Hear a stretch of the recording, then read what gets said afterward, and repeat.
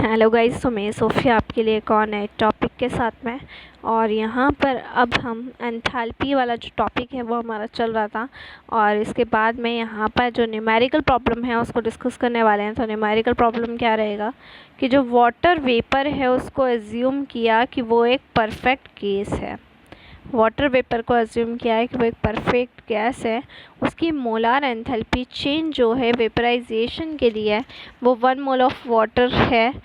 कितने enthalpy change of vaporisation 1 mole of water पर 1 bar pressure पर और 100 डिग्री सेल्सियस पे कितनी है 41 kJ mole inverse. Molar enthalpy change vaporisation of 1 mole of water, 1 mole of water को vaporise करने के लिए molar enthalpy change 1 bar pressure पर 100 डिग्री सेल्सियस टेम्परेचर पर कितनी दे रखी है 41 kJ मोल इनवर्स दे रखी है। निकालना है इंटरनल एनर्जी चेंज की इंटरनल एनर्जी में कैसे चेंज होगा।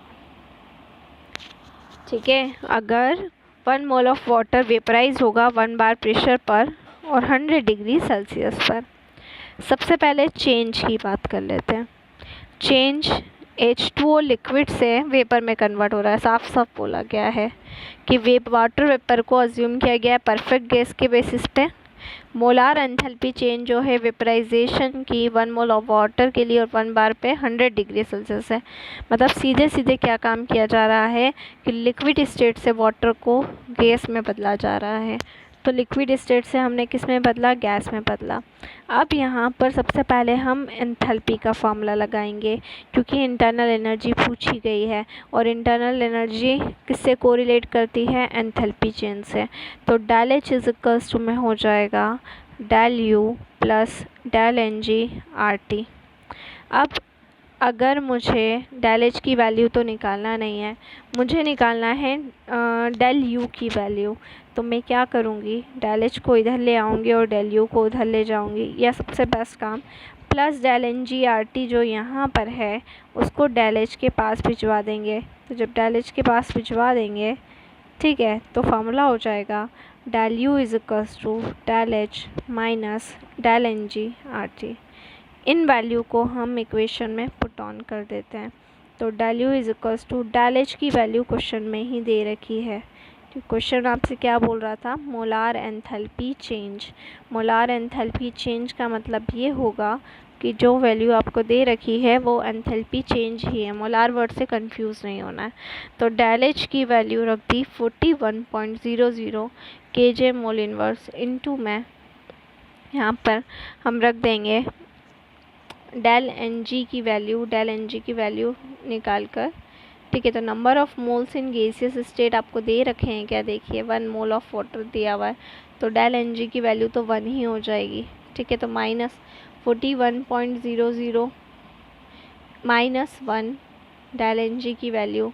यूनिवर्सल गैस कांस्टेंट आर की वैल्यू इस केस में हम लेते हैं 8.3 joule mole inverse kelvin inverse, और इनटू में टेम्परेचर हम यहाँ पर रख देंगे 373। तो इंटरनल एनर्जी में चेंज पता करना है।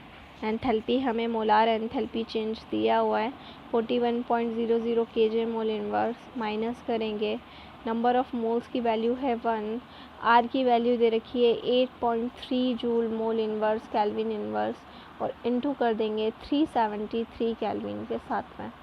सारी वैल्यू को मल्टीप्लाई कर लेंगे। 8.3 को 373 से मल्टीप्लाई करेंगे तो 3.096 kJ मोल इनवर्स, और 41.00 से माइनस कर देंगे 3.096 kJ मोल इनवर्स को, तो आंसर आ जाएगा 37.904 kJ मोल इनवर्स। तो ये एक प्रॉब्लम थी, किससे रिलेटेड थी, एंथैल्पी से रिलेटेड थी। नेक्स्ट में हमें बहुत ही इम्पॉर्टेंट टॉपिक पढ़ना है जिसको हम बोल रहे हैं एक्सटेंसिव प्रॉपर्टी और इंटेंसिव प्रॉपर्टी। जब हम एक्सटेंसिव और इंटेंसिव प्रॉपर्टी को डिस्कस करेंगे उसके बाद में फिर हमारा नेक्स्ट टॉपिक होगा हीट कैपेसिटी।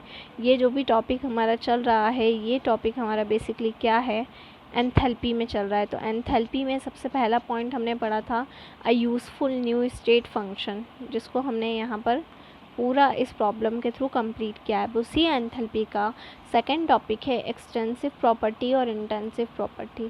तो ये एप्लीकेशन में जो एंथैल्पी हमारी चल रही है उसी के अंदर उसी का सेकंड पार्ट रहेगा, जिसको हम क्या बोलेंगे, एक्सटेंसिव प्रॉपर्टीज़ और इंटेंसिव प्रॉपर्टीज़। तो ये आपका एंथैल्पी का ही टॉपिक है, उससे अदर देन नहीं है। तो next topic is extensive properties and intensive properties. Thank you so much. Stay home, stay safe. Thank you so much.